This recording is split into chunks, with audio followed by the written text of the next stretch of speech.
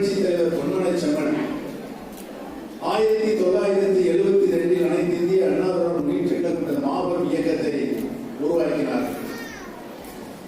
உருவாக்கியதோடு மட்டுமல்லாமல் இந்த இயக்கம் யாருக்காக எதற்காக உருவாக்கப்பட்டது என்பதை தன்னுடைய கொள்கை முழக்கங்கள் மூலம் புரட்சி தலைவர் நாட்டு மக்களுக்கு விளக்கினார்.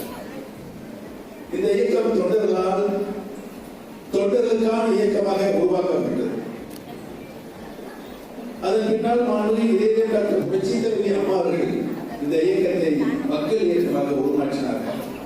இந்த இயக்கத்தை வளர்ப்பதற்கு தன்மையை தந்த புரட்சி தலைவி மாண்பு அம்மாவுக்கு நாம் தந்த உச்சபட்ச மரியாதையான நிரந்தர பொதுச் செயலாளர் பதவியை ரத்து செய்கின்ற திரு எடப்பாடி பழனிசாமி அவருடைய அணியின் கூட்டத்தையும் மன்னிக்கலாமா என்பதுதான் இன்றைக்கு நம்முடைய கேள்வி. மன்னிக்கலாமா தாய்மார்கள?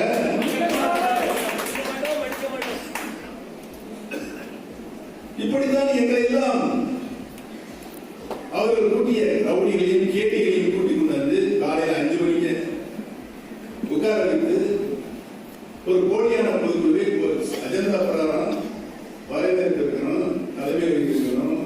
மூன்றாவது பொருளாளர்கள் 12 வருடம் அனைத்து இந்திய அண்ணா முன்னேற்ற கழகத்தில் தொடர்ந்து பொருளாளராக நான் தான் அம்மா அவர்களால் நியமிக்கப்பட்டு பணியாற்றி என்பதுதான் வரலாறு.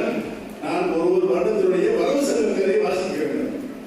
அதற்கு கூட எனக்கு வாய்ப்பளிக்காமல் தாந்தோணித்தனமாக சர்வாதிகாரமாக துரோகத்தின் உச்சநிலைக்கு சென்று நன்றியோட சொல்றாங்க. அப்பதான் ஏனென்றால் பின்னால் என்ன நடக்கிறது தெரியும். 3 முறை சின்னமாக தான் நியமனம் செய்தார். சரி, ராஜினாமா செய்வார்கள், ராஜினாமா செய்ய சந்தோஷமாக செஞ்சாங்க, பிரச்சனை கிடையாது.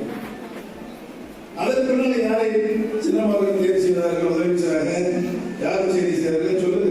சகோதரி சொல்லுங்க, யாரும் செய்தார்கள்? துரோகி எடப்பாடி. நல்ல பட்டம் கொடுத்தீங்க. நீ அந்த பதவியை எப்படி பெற்ற?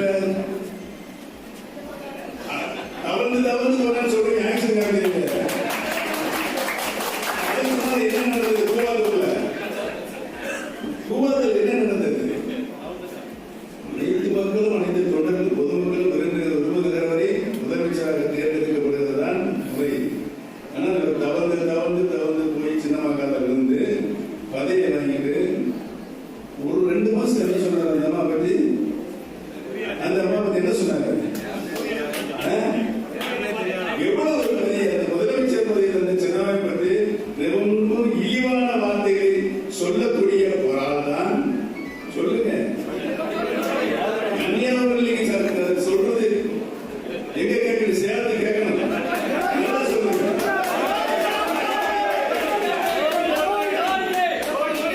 தமிழக மக்கள் ஏற்றுக்கொள்வார்களா? இல்ல.